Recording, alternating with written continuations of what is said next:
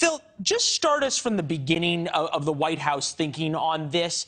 Do they believe that there are voters in Georgia, Pennsylvania, Michigan, Arizona that have not made up their minds yet, and but for the threat to democracy that hasn't worked in polling for Democrats over the past 6 months, 18 months, is suddenly going to change people's minds? Well, the White House will tell you that there's nothing unusual about this speech, and they'll point to the speeches and the op-eds that President Biden wrote going back to Charlottesville, going back to his announcement that he was running for presidency. The obvious difference is, as we heard from the president, he believes that there's much more of an urgency here because of the recent political violence that we saw. And the through line is the argument that what we saw on January 6th has continued. It has not ended. And I think that, as we look back, we'll refer to this speech perhaps as the path to chaos speech. That was a line that the president used because he's arguing that, we're at a crossroads. You can either vote for Democrats and, snub some of these election deniers, or you can hand over Congress to him. That's clearly the argument that he was making tonight. All right. MAGA Republicans didn't work, if we want to label a speech. Ultra MAGA didn't work. You call this the path to chaos speech. Colby Hall, just from simply a language point of view, the president seemed to walk right up to the line but not quite cross it in saying either you vote with me or you are an election denier. I'm wondering, in your mind, did he leave open a lane to vote for Republicans and still be an American who believes in the American experiment and American democracy?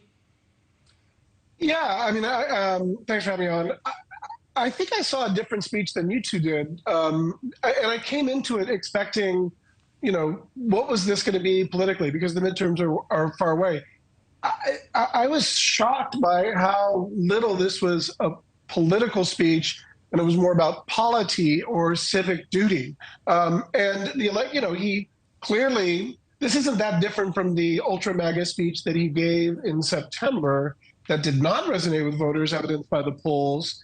And yet here he was sort of like kind of giving a pep talk to the nation to say, let's not be violent. Let's not, America's not a zero-sum game. You don't win only if the other side loses, and we can't allow violence. I don't know if he has intel. Now, clearly, the subtext of that was this portion of the Republican Party that he calls ultra MAGA, that he says controls the Republican Party. But I was shocked by how little it was about Democrats. That was the context. Wasn't that kind of implicit, though, in the whole thing? Was that the Democrats are the ones who can save us? If you vote for Democrats, you must vote for people who are going to save the democracy, and they're the only ones talking about it? No, I don't know. I think another way of saying that is that the only candidates right now who are refusing to accept election results right now are Republican candidates, and that's a real problem. That's a real scourge on democracy. If our votes, our elections aren't accepted, then that's a problem. And that's a small percentage of the Republicans candidate. I think there's 6 or 7 that are doing that.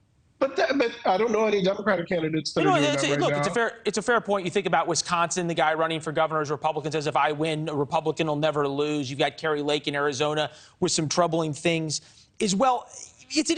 There's a place that the president, though, is setting up, Phil, and I'm wondering how the White House says they're going to deal with this, right? Reasonable people can agree Republicans are going to almost certainly control the House, and potentially by a large margin. Some estimates put it 30, 40 seats. Right now, a better chance than not, according to our model, that Republicans are going to control the Senate. Has the White House figured out yet, how do you call people a threat to democracy this week and then turn around and work with them next week?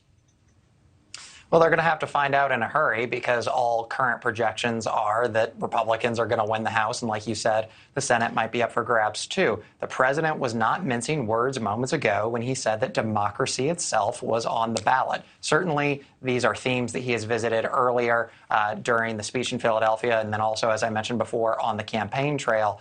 But, I think that returning to the question of how he's going to work with Republicans, one Republican he's not going to get a chance to work with is Representative Peter Meijer of Michigan.